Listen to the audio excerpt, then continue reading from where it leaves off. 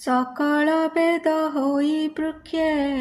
फल फलिले अंतरिक्षे केते हैं दिने पाची तले वृक्षु पड़िले वायु बले सुक धाइले ताहा देखी पक्षींक संगत उपेक्षी तो से अधरे क्षत कला भितरे सुरंग दिशिला तहु गलिला रस सार